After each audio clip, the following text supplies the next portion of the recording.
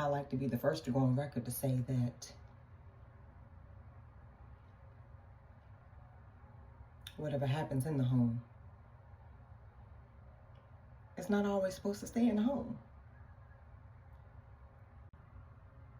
We've gotten so content and we've gotten so comfortable with carrying around deep, dark secrets, burdens, trauma, pain, to the point where we don't even know how to be human again.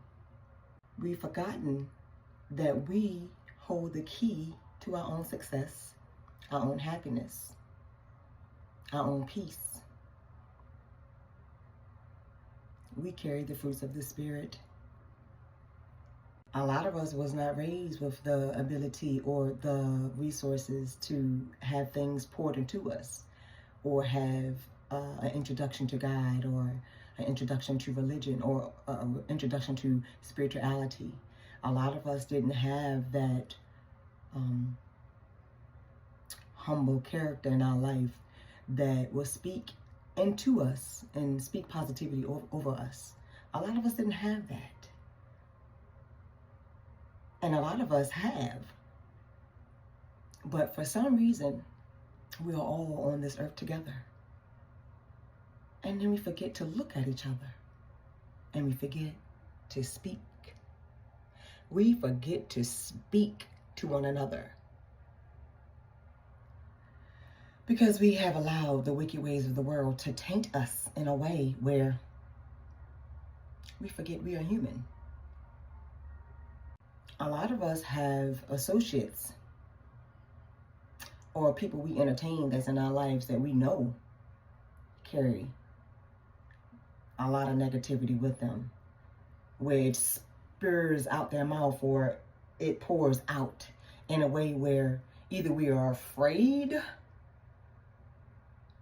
to address it or we just sweep it under the rug. That's why I appreciate the fact that there was a book written that can give us a guide on what we can do to be able to deal with situations for such a time as this. True that, we may not always agree with everything that we read in this book, but anything that I read that gives me joy in my spirit, that makes me happy, and then that it directs me to positivity, I'm going to read it.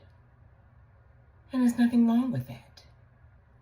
So because I was introduced to this book as a child, and of course I didn't agree with everything that was in it, I rebelled. Yes, I did. But now that I am an adult, I understand and I appreciate the fact that my mother took out time to introduce it to me.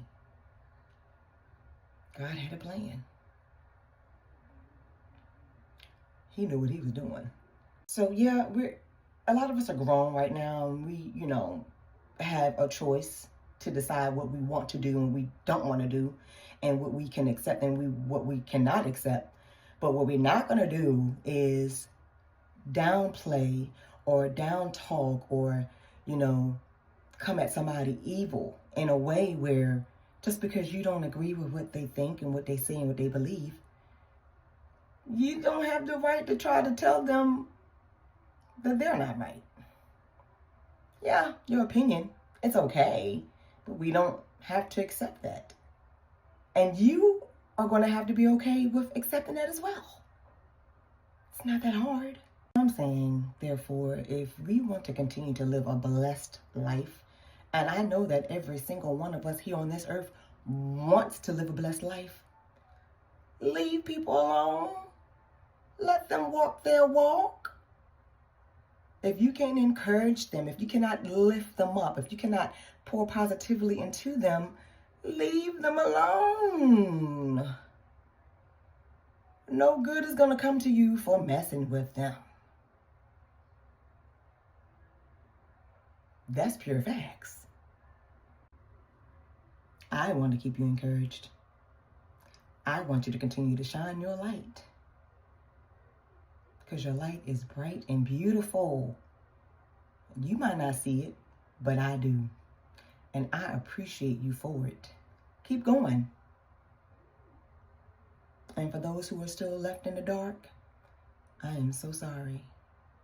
But when you're ready, come on out and shine with us.